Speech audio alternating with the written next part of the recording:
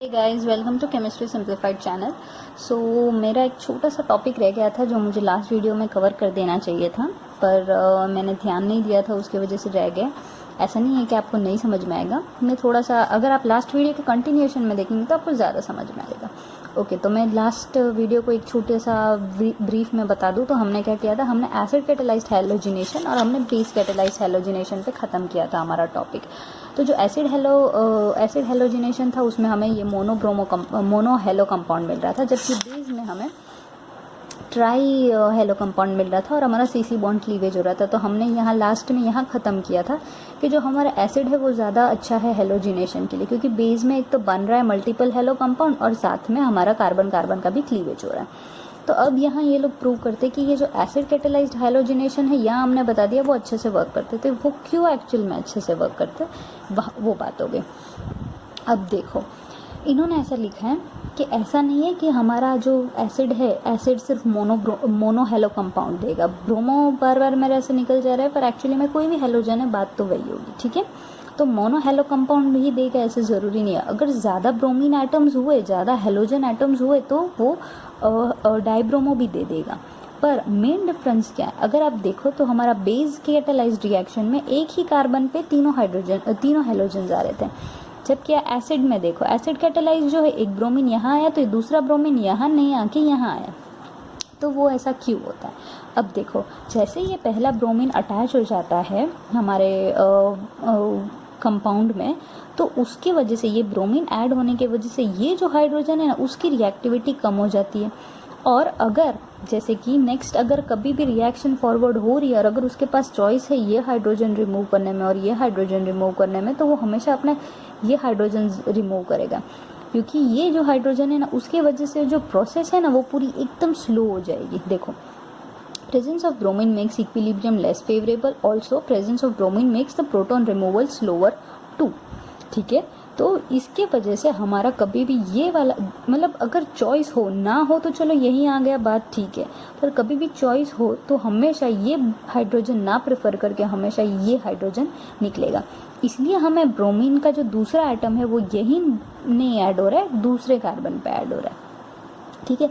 अब देखो, अब मैं फिर से इसमें रिएक्शन करूँ तो उसको डाइब्रोमो यहाँ या यहाँ अटैक होना ही पड़ेगा, पर जब तक चॉइस है तब तक वो जो ब्रोमीन के पास का कार्बन के पास जो हाइड्रोजन है वो नहीं रिलीज करेगा, दूसरा जो हाइड्रोजन है वो रिलीज करेगा, ठीक है। अब इन्होंने ये रिएक्शन लिखी है पर यहाँ लिख दिया है कि this does not happen usually, ठीक है। अब हम लोग देखते हैं उसी में थोड़ा डिटेल कि वो जो ट्रांजिशन स्टेट फॉर्म हुआ था उसमें प्रोटॉन रिमूवल के टाइम वो कैसा है।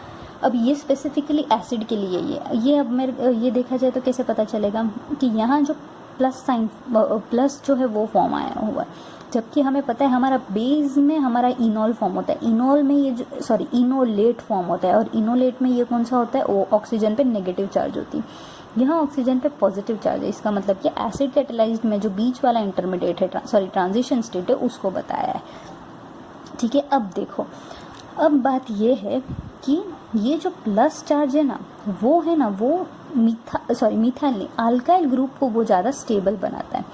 इसके वजह से आप कभी भी देखो ना तो एसिड में जो हेलोजिनेशन होता है ना वो कभी भी इसके ये वाले कम प्लेस पे ही होगा।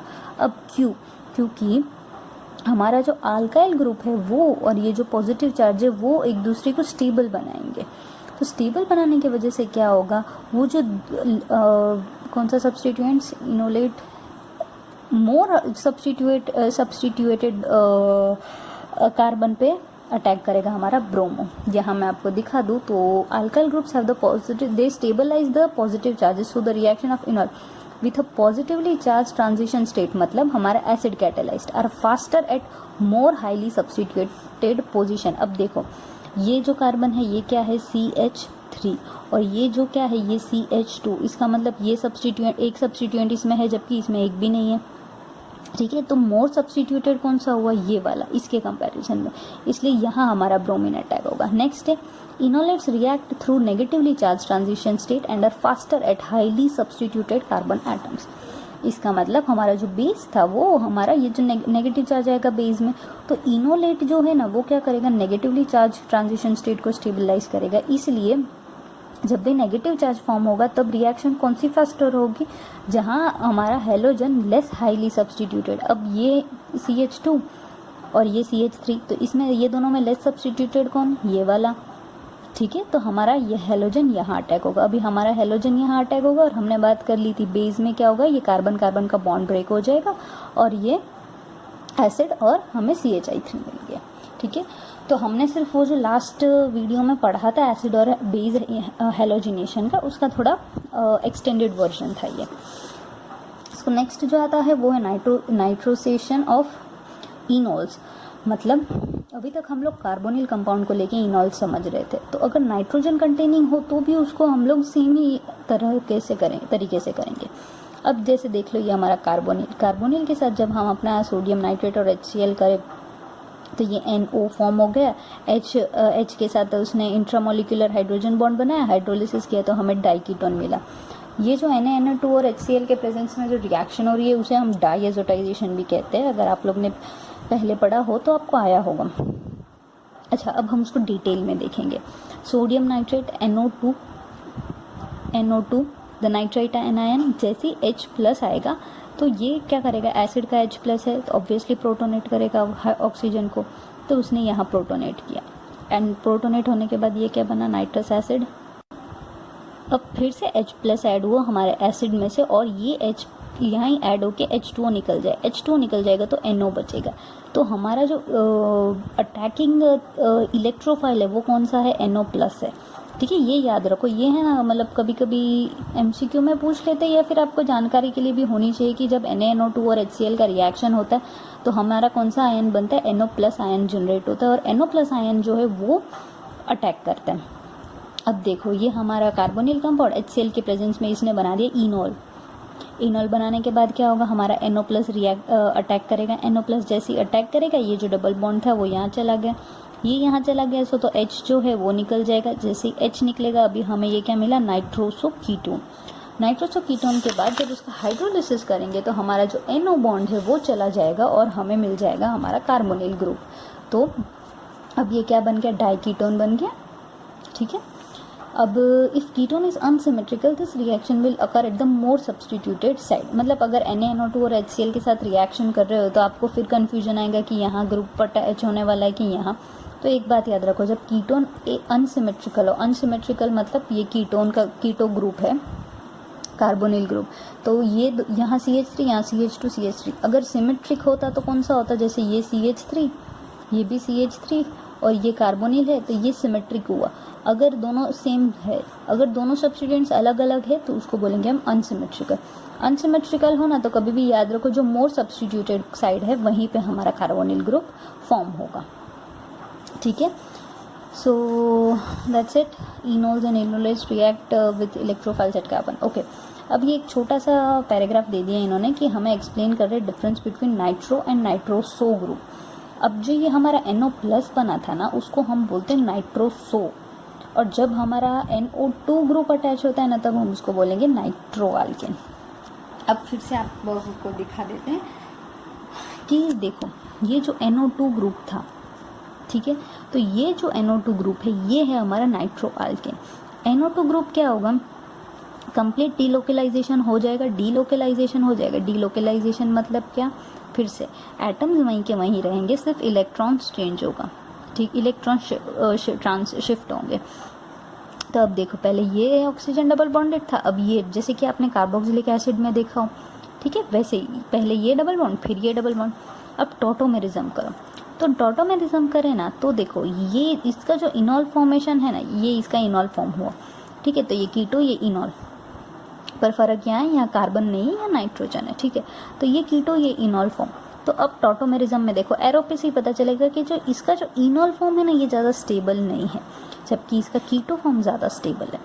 इसलिए हमारा जो नाइट्रो ग्रुप है वो as a keto form exist करता है, as a enol form exist नहीं करता। जबकि हम नाइट्रोसो आल्केन की बात करें तो नाइट्रोसो आल्केन मतलब नाइट्रोसो मतलब NO+। तो यहाँ देखो, एक तो वैसे डीलोकलाइजेशन पॉसिबल नहीं होगा क्योंकि ये दोनों के बीच में है ही बॉन्ड, तीसरा है ही नहीं कि उन लोग कहीं डीलोकलाइज हो, ठीक है। जैसे डीलोकलाइजेशन पॉसिबल नहीं, हम टॉटोमेरिज्म देखें, टॉटोमेरिज्म में देखो ये इसका इनॉल फॉर्म, इसका इनॉल फॉर्म जो है ना, इसको हम इनॉल फॉर्म को हम लोग ने नाम दिया है ऑक्साइम। और हमने सबसे पहला ही रिएक्शन देखा था आई गेस कि उसमें हमारा ऑक्साइम फॉर्म हो रहा था।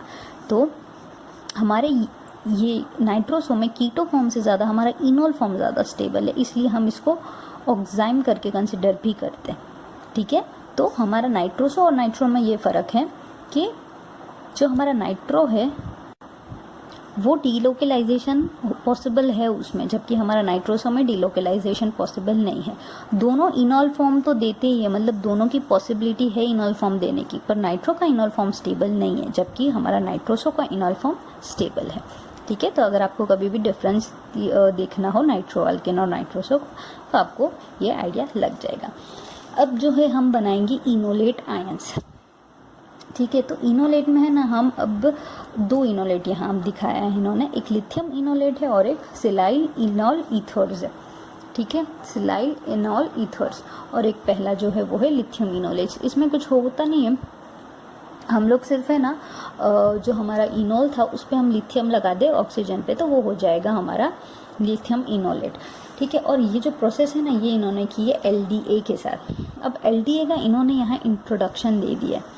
ठीक, अब आप बोलोगे कि मैं है ना बात बात पे ये बहुत बोलती हूँ कि हम नेक्स्ट चैप्टर में देखेंगे, नेक्स्ट चैप्टर में देखेंगे या तो आगे देखेंगे।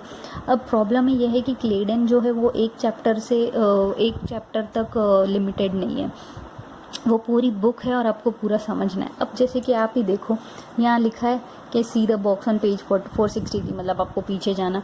यहाँ देखो लिखा ही है कि हम लोग फर्दर चैप्टर 25 और 26 में पढ़ेंगे, तो आपको यहाँ नाम दे दिया पर आपको पढ़ना नेक्स्ट चैप्टर में पड़ेगा।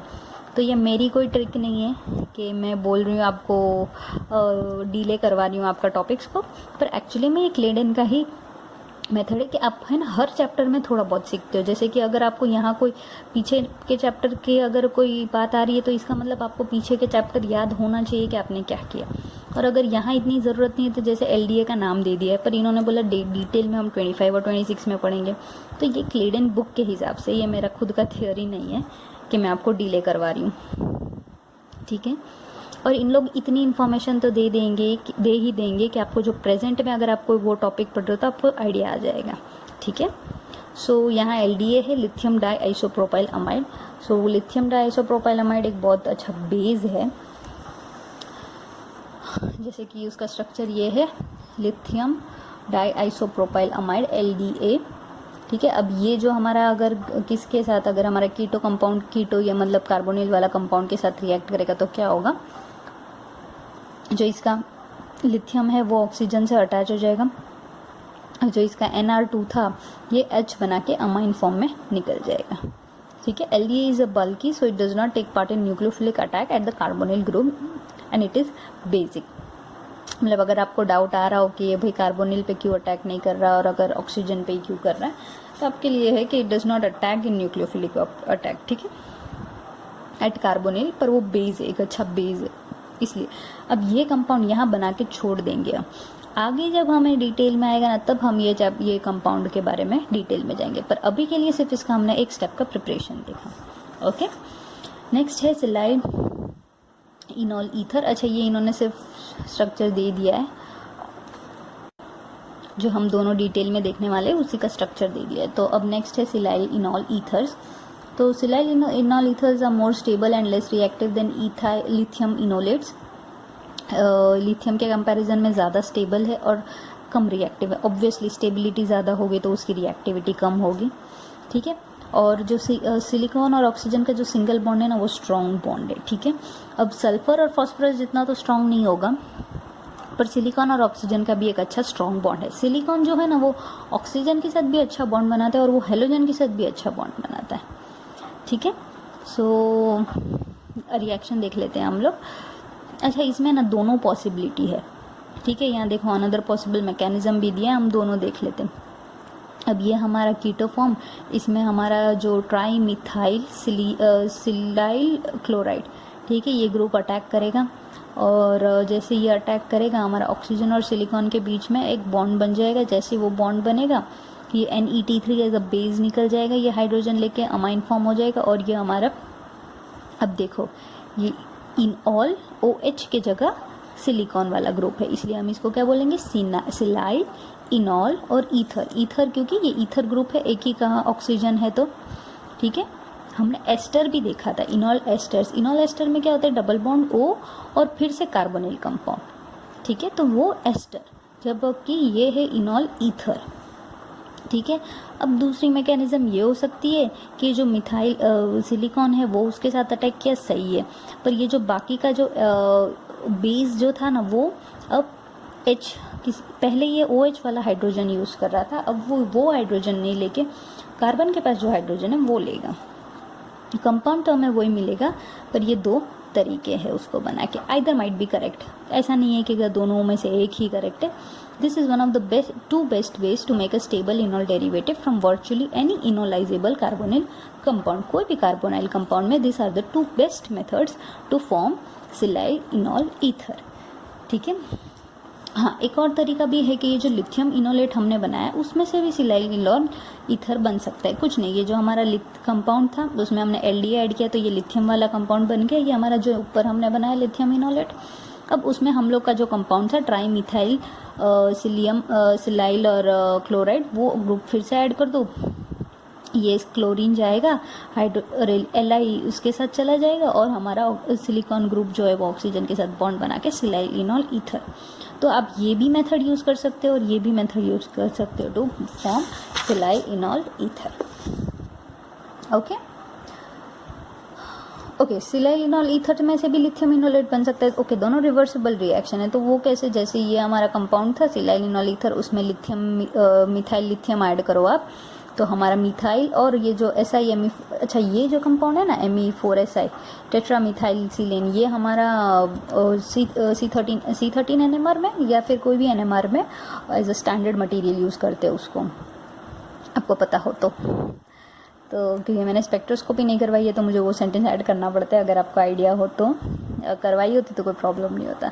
सो ये हमारा दोनों रिवर्सिबल है, लिथियम इनोलेट में से सिलाइल इनॉल ईथर बन गया और सिलाइल इनॉल ईथर में से लिथियम इनोलेट।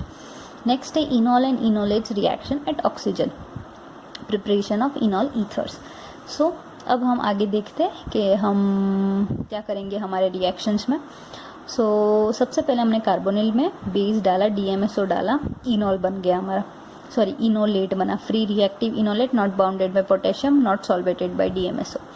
अब ये है ना, हम अल्काइलेटिंग एजेंट, मतलब अल्काइलेशन करेंगे, मतलब मिथाइल ग्रुप जो है वो अटैच करेंगे। अभी हमने जैसे ये सिलाइल ग्रुप किया, लिथियम ग्रुप किया, वैसे ही हम मिथाइल ग्रुप ऐड करेंगे। मिथाइल ग्रुप को ऐड किया तो हम क्या बोलते हैं, अल्काइलेशन। अब ये जो है ना मेरविन सॉल्ट हमने किया था, ऑक्सोनियम आयन जब हमने पहली बार पढ़ा था तब हमें मेरविन सॉल्ट आया था। वहाँ भी ऐसा था कि छोटा सा बात बता दी और हम उनको बोला आगे के चैप्टर्स में आएंगे।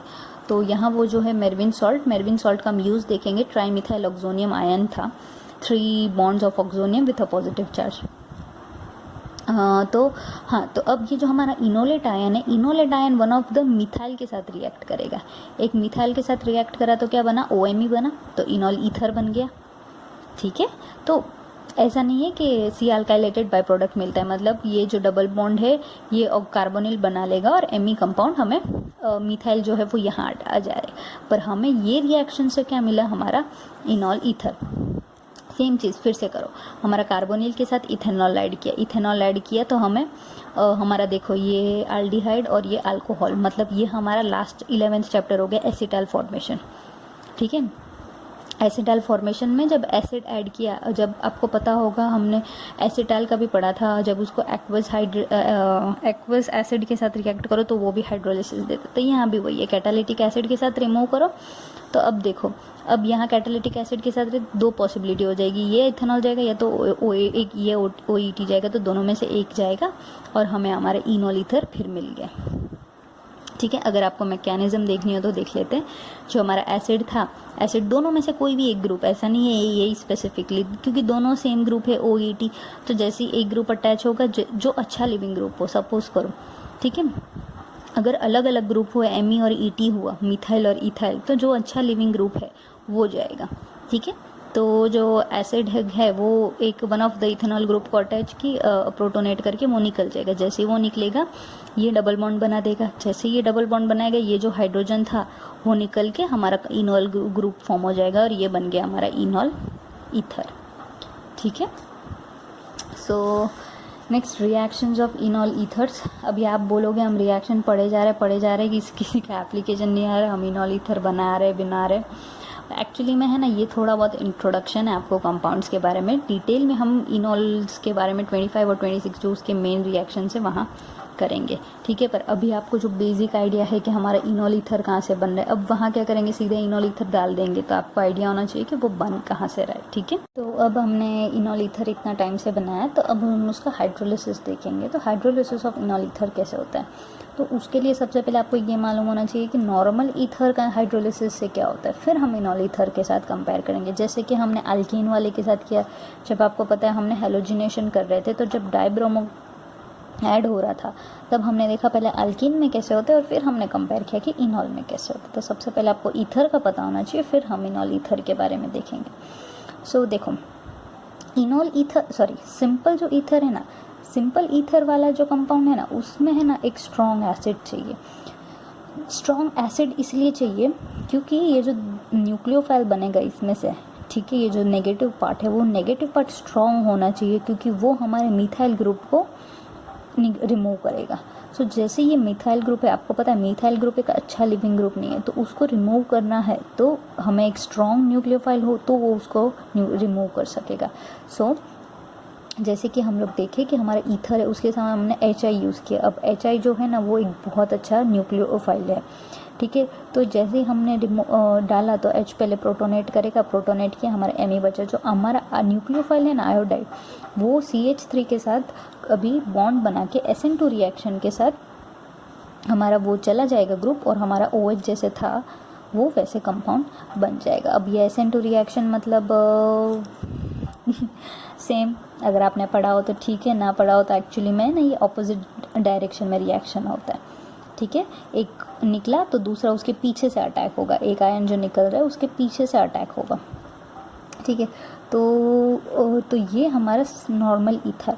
पर जो इनॉल ईथर है, इनॉल ईथर आपको इनॉल ग्रुप ज़्यादा स्टेबल नहीं है। ओके, तो इनॉल ईथर है ना वो, उसको अगर आप मतलब माइल्ड जैसे कि सिंपल डाइल्यूट एसिड भी यूज़ HCl भी यूज़ करो ना तो भी उसका हाइड्रोलिसिस हो जाएगा। जबकि हमारा ईथर के लिए स्ट्रॉन्ग न्यूक्लियोफाइल चाहिए क्योंकि वो CH3 ग्रुप को रिमूव करना है। अब हम इनॉल ईथर की मैकेनिज्म देखते हैं कि एक्चुअल में उसमें क्या हो रहा है। तो इनॉल ईथर में देखो, सबसे पहले है ना इनॉल ईथर डाइल्यूट HCl के साथ रिएक्ट हुआ तो क्या होगा, हमारा ऑक्सोनियम आयन बना।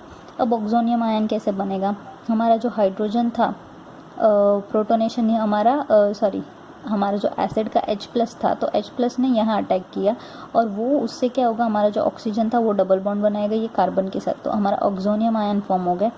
जैसे ये ऑक्सोनियम आयन फॉर्म होगा ना, अब एक्चुअल जो ईथर है नॉर्मल ईथर उसमें क्या होता है, ये जो हमारा हेलोजन न्यूक्लियोफाइल था, न्यूक्लियोफाइल ये CH3 के साथ रिएक्ट करे हमें MEX बन जाता है। But this could happen but it doesn't happen here, ये होता नहीं है। एक्चुअल में क्या होता है कि हमारा जो न्यूक्लियोफाइल है वो साथ में अटैक होगा और साथ में अटैक होने के बाद अब जो ये हमारा OMe ग्रुप है ना वो लीव हो जाएगा और अब हमारा कंपाउंड हमें वापस मिलेगा। ठीक है, अब हम जो X है उसकी जगह एक्चुअल में न्यूक्लियोफाइल समझते हैं। अब जो सिंपलेस्ट न्यूक्लियोफाइल है वो हमारा वाटर। ठीक है, तो वाटर के साथ हम एग्जांपल लेते हैं। अब देखो ये हमारा जैसे कि ये ऑक्सोनियम आयन, फर्स्ट स्टेप समझ में आ गया, हमारा ऑक्सोनियम आयन बनेगा तो हमारा न्यूक्लियोफाइल अटैक करेगा, वो ऑब्वियसली वो कार्बोनिल पे करेगा। जब ये ग्रुप को ना ऐसे मत देखो, ये जो हमने वो वाले चैप्टर में ना आई गेस 11th चैप्टर में जो तरीका देखा था ना वो अब देखो, ये हमारा ऑक्सोनियम आयन, अब हमारा न्यूक्लियोफाइल यहाँ अटैक हुआ। अब जैसे हमारा न्यूक्लियोफाइल यहाँ अटैक हुआ, एक हाइड्रोजन जाएगा, वो हाइड्रोजन इधर चला जाएगा, तो अब हमारा OH हो गया, MEOH हो गया। अब ये OH और OMe के कंपैरिजन में OMe एक अच्छा लिविंग ग्रुप है तो ये लीव कर जाएगा और जैसे ही ये लीव करेगा ये MEOH एज अल्कोहल लीव किया और जो हमारा का OH था वो डबल बॉन्ड बना के हमें कार्बोनिल कंपाउंड मिल गया।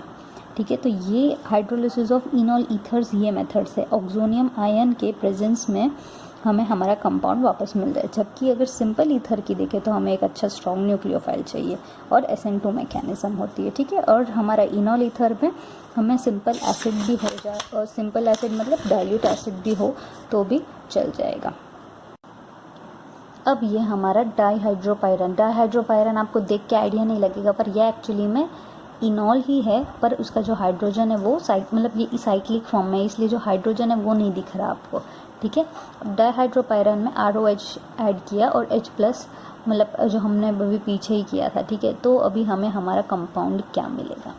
अब देखो इन्होंने ना यहाँ अच्छे से लिख दिया है कि इसकी जो मैकेनिज्म है ये पेज नंबर 550 पे है, पर आपको खुद से ट्राई करना चाहिए और आपको खुद से ट्राई करने के बाद ही देखना चाहिए। और एक्चुअल में मैंने बिना देखे ट्राई किया तो मुझे जो प्रोडक्ट था वो मिल गया। अब मैं आपसे बोलूँगी कि आप करना ट्राई, आप करो तो आपके लिए अच्छा, अगर आप ना करो तो मैं आपको उसकी मैकेनिज़्म ज़रूर दिखा दूँगी, ठीक है। पर आप कोशिश करें तो आपके लिए अच्छा है कि प्रोडक्ट कैसे बन रहा है। ओके, सो हम पेज नंबर 550 पे आ गए, सिर्फ एक छोटी सी मैकेनिज़्म देखने। डाईहाइड्रोपायरन सबसे पहले क्या होगा, हमारा जो H+ था, ठीक है, एसिड वाला ग्रुप यहाँ अटैच होगा, और जैसे ही वो अटैच होगा ये डबल बॉन्ड का ऑक्सीजन और कार्बन के बीच में डबल बॉन्ड आ जाएगा। अब ये हमारा अब हमने पीछे देखा था ये कार्बोनिल कंपाउंड, अब हमारा जो न्यूक्लियोफाइल है वो अटैक करेगा। जैसे ही हमारा न्यूक्लियोफाइल अटैक करेगा H- होगा, मतलब ये जो अल्कोहल का H था वो जाएगा, जैसे ही वो जाएगा हमारा OR ग्रुप यहाँ अटैच हो जाएगा। तो डाईहाइड्रोपायरन में से हमें ये कंपाउंड मिल गया। अब ध्यान से देखो तो ये अपना एसिटाइल बन गया, ये ऑक्सीजन और ये OR और ये Br, ठीक है। सो ये मैकेनिज़्म थी, ये आना थी, ये खुद से आपको आना चाहिए। देखो ये जो है ना, ये 23 चैप्टर में हम लोग प्रोटेक्टिंग ग्रुप्स में आपको बताया था, प्रोटेक्टिंग ग्रुप्स हम लोग अच्छे से करेंगे तो वहाँ था, पर मैंने आपको मैकेनिज़्म इसकी दिखा दी, पर आप खुद से ट्राई करें तो आपके लिए ज़्यादा अच्छा, ठीक है। अब जो नेक्स्ट है हम सिलाइल इनॉल ईथर। अब सिलाइल इनॉल ईथर का हम लोग हाइड्रोलिसिस करेंगे। सिलाइल इनॉल ईथर का हाइड्रोलिसिस करने पे हमें क्या मिलेगा, जो हमने रिएक्ट किया था ना, ऑब्वियसली वही जो रिएक्टेंट होता है हम लोग को वही मिलेगा, ठीक है। अब देखो जैसे ही हाइड्रोलिसिस करेंगे हम, एसिड हाइड्रोलिसिस, यहाँ हाइड्रोजन अटैक होगा। जैसे ही हाइड्रोजन अटैक होगा ये कार्बन और ऑक्सीजन के बीच में डबल बॉन्ड बनेगा। ये जैसे डबल बॉन्ड, देखो ये हमारा ऑक्सोनियम आयन फॉर्म हुआ। जैसे ही ऑक्सोनियम आयन फॉर्म होगा अब हमारा OH2। अच्छा, अब अभी तक हमने इनॉल ईथर में देखा जो हमारा न्यूक्लियोफाइल तो वो ये कार्बन पे अटैच हो रहा है, पर यहाँ देखो यहाँ सिलिकॉन पे अटैच हो रहा है। क्यों पता है, क्योंकि सिलिकॉन जो है ना वो ऑक्सीजन के साथ अच्छा बॉन्ड बनाता है। चलो ये और सिलिकॉन भी अच्छे बॉन्ड ही बना रहे हैं, पर न्यूक्लियोफाइल के साथ वो अच्छा बॉन्ड बनाएगा, इसलिए वो क्या करेगा, वो ये सिलिकॉन के साथ रिएक्ट करके निकल जाएगा और ये जो है हमारा एल्डिहाइड में कन्वर्ट हो जाएगा, ठीक है। मतलब इनॉल ईथर में ऐसा नहीं, देखो इनॉल ईथर में हमने दो मैकेनिज़्म देखी, एक तो जो सिंपल था, एक तो ओरिजिनल जो सिंपल था ईथर की देखी, फिर हम लोग इनॉल ईथर में गए। अब सिलाइल इनॉल ईथर में भी अलग है, ठीक है, तीनों के अलग अलग मैकेनिज़्म। अब जो बाय प्रोडक्ट था ये, तो ये जो Me3 ट्राईमिथाइल सिलीनियम हाइड्रोक्साइड है वो क्या करेगा, जो एसिड के साथ था उसके साथ ये जो है वो H बन के H2O हो जाएगा। जैसे ही H2 हो जाएगा ऐसा एक और मॉलिक्यूल हमारे सॉल्यूशन में प्रेजेंट होगा। जैसे ही वो मॉलिक्यूल आएगा वो है ना, वो कार्बन और सिलिकॉन और ऑक्सीजन फिर अच्छे बॉन्ड बनाएंगे, तो हमें हेक्सामिथिलीन डाइसिलॉक्सेन बाय प्रोडक्ट में मिल जाएगा, ठीक है। हमने कुछ अलग नहीं देखा, हमने 3 मैकेनिज़्म देखे हाइड्रोलिसिस की ही, ईथर की अलग देखी, इनॉल ईथर की अलग देखी, और हमने सिलाइल इनॉल ईथर की भी अलग से देखी। अब reaction of silyl enol ether with halogen and sulphur electrophiles. अब हम लोग सल्फर और हेलोजन और सल्फर इलेक्ट्रोफाइल्स के साथ रिएक्शन देख लेते हैं। तो जैसे ये हमारा सिलाइल इनॉल ईथर था, तो उसके साथ अगर हम लोग डाई हेलोजन कंपाउंड ऐड करें तो क्या होगा, एक हेलोजन यहाँ अटैच हुआ और दूसरा हेलोजन इसके साथ ग्रुप बना के निकल गया। क्यों, क्योंकि सिलिकॉन और हेलोजन एक अच्छे बॉन्ड बनाते हैं। जैसे कि यहाँ, अब मैं ये नहीं कह रही कि ये ऑक्सीजन के साथ उसने अच्छा बॉन्ड नहीं बनाया, पर वो न्यूक्लियो के साथ अच्छा बॉन्ड बनाएगा, इसलिए वो निकल जाएगा। ये जो न्यूक्लियोफाइल है ना, वो कार्बन पे अटैक करे ना, उससे पहले ये सिलिकॉन बोलेगा नहीं मुझे न्यूक्लियोफाइल चाहिए, इसलिए वो उसको लेके निकल जाएगा, ठीक है। अब जो हमारा ये भी सेम हेलोजन जो था, ये सबसे पहले इसको लेके जैसे ये लेके निकल जाएगा ये ग्रुप को, हमारा जो दूसरा हेलोजन था वो इस तरह जहाँ से ये बॉन्ड हटेगा वो वहाँ अटैच हो जाएगा, ठीक है, अब हमें हमारा ये कंपाउंड मिल गया। अच्छा, ये जो एरो है ये आपको पता होना चाहिए ये क्यों होता है। एक्चुअली में ये एक एक्सटेंडेड स्ट्रक्चर होगा, जैसे ये बहुत बड़ा मॉलिक्यूल होगा, पर हमें सिर्फ इतना पार्ट का काम था इसलिए हमने इतना ही पार्ट लिया। तो ये एक बड़ा मॉलिक्यूल का एक छोटा सा पार्ट है, इसका मतलब there is a continuation of the structure. ठीक है, जो पहली बार कर रहे हैं उनको, वरना तो जो MSc मास्टर्स लेवल के हो उनको तो पता ही होगा। लास्ट है LED remove, okay, lithium di isopropyl, क्या हुआ, okay. So LDA removes the least hindered proton. तो हमने कार्बोनिल कंपाउंड के साथ LDA ऐड किया। ये हमने पीछे बनाया था लिथियम इनोलेट। लिथियम इनोलेट के साथ हमने ये टेट्रामिथाइल इनोल ये बना के भी हमने यहाँ तक हमने पीछे किया था। ठीक है, अब सिलाइल इनोल ईथर के साथ फिर Br2 मॉलिक्यूल ऐड करो तो सेम चीज़ होगी। क्या होगा, ये ग्रुप निकल जाएगा और ये हमारा Br यहाँ आ गया। अब मैं आपको बता दूँ ये जो 2 स्टेप्स है ना, ये हमने 2 पेज पहले ही सिलाइल इनोल ईथर और लिथियम इनोलेट बनते वक्त हमने किया था। Formation of silyl enol ether via lithium enolate from aldehyde and LDA। Okay, so यहाँ अब मतलब पढ़ा हमने एक छोटी सी कि डायहेलोजन के साथ रिएक्ट क्या होता है, पर हमने शुरुआत पहले से कर दी। ठीक है, अब ये एक छोटा सा रिएक्शन बच गया जहाँ हमारा चैप्टर ख़त्म हो जाएगा। ये एक आता है PHSCl allows sulfinylation next to the carbonyl group. और ये जो PHSCl है ना, ये है ना एक वन ऑफ द एग्ज़ाम्स में, हमारी नेट की एग्ज़ाम में एक क्वेश्चन पूछा था। एक सिंपल सा कंपाउंड दे दिया था और ये PHSCl कंपाउंड हमें बीच में रिएजेंट में रख के हमें हमारा कंपाउंड पूछ लिया। अब ये कोई बहुत बड़ा रिएजेंट तो है नहीं कि आपको पता हो, पर आपको आइडिया होना चाहिए कि वो रिएक्ट कैसे करेगा। ठीक है, मैकेनिज़्म देख लेते हैं। पहले तो हमारा कंपाउंड देख लेते हैं। एल्डिहाइड के साथ हमारा ट्राइमिथाइल सिलाइल क्लोराइड ऐड करो तो हमें सिलाइल इनोल ईथर मिला। जैसे हमें सिलाइल इनोल ईथर मिला, PHCl के साथ उसने क्या दिया, हमारा कार्बोनिल रिटर्न हो गया और यहाँ सल्फर वाला कंपाउंड ऐड हो गया। अब मैकेनिज़्म देखते हैं। Mechanism it is very similar to the electrophile. Sulphur attacks the alpha carbon and releasing a chloride ion then removes. Okay, यहाँ देखो हमारा जो PHSCl था ना, अब देखो मैंने बोला हेलोजन और जो हमारा सिलिकॉन कंपाउंड वो अच्छे बॉन्ड बनाए, अच्छा कॉम्बिनेशन होकर लीविंग ग्रुप हो जाएगा। अब प्रॉब्लम ये है कि हमारा जो अलग से हेलोजन नहीं है, हमारा जो मेन कंपाउंड है न्यूक्लियोफाइल के साथ ही हमारा हेलोजन है। तो क्या होगा, हमारा जो ये जो बॉन्ड था, जैसे ये Cl निकलेगा, हमारा PH और S है वो कौन से ग्रुप पे अटैच हो जाएगा, कार्बोनिल के अल्फा पोजीशन पे।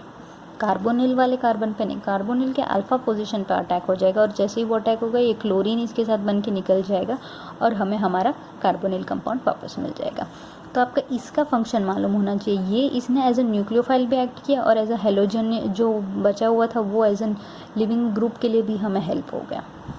ठीक है, तो ये जो फॉस्फोरस सल्फाइल क्लोराइड है उसको एक अच्छे से आप लोग ध्यान रखना कि उसका रिएक्शन मैं आपको अगर हो सके ना तो मैं क्वेश्चंस अगर सॉल्व करवाऊँ ना तो मैं वो ये वाले रिएजेंट के करवाऊँगी। ठीक है, so that's it. To conclude, हमने जितना भी चैप्टर में पढ़ा, हमने carbon, halogen, silicon, sulphur, nitrogen सारे चीज़ों के आई गेस हमने इनोल ईथर्स पढ़ लिए। और जो कंटिन्यूएशन है, these reactions are the subject of 25 और 20। ये हमने बेस बनाया, एक बार बेस बन जाए फिर 25 और 26 हमने 25 जो है ना वो सिर्फ अल्काइलेशन ऑफ इनोलेट्स है। पूरा सोचो, पूरा चैप्टर सिर्फ अल्काइलेशन के बारे में, तो हम लोग डिटेल में वहाँ देखेंगे। और नेक्स्ट चैप्टर एक्चुअली मैं करवाने वाली हूँ वो 25 ही है। सो मिलते हैं हम नेक्स्ट वीडियो में। और अगर आपको मेरा वीडियो बेनिफिशियल लग रहा है, ऐसा भी लग रहा है आपको कि थोड़ी बहुत आपको हेल्प हो रही है वीडियो से, तो प्लीज़ मेरे चैनल के लिंक को शेयर कीजिए जितना हो सके उतना, जिससे लोग ज़्यादा सब्सक्राइब कर सके। कमेंट्स कीजिए अगर आपको कोई भी डाउट्स हो या आपको अगर कोई भी क्वेश्चंस है या क्वेरी है या कुछ भी हो, कोई प्रॉब्लम आ रही है, जो भी हो आप कमेंट करिए और अप्लाई कीजिए और मुझे सपोर्ट करते रहिए। Thank you.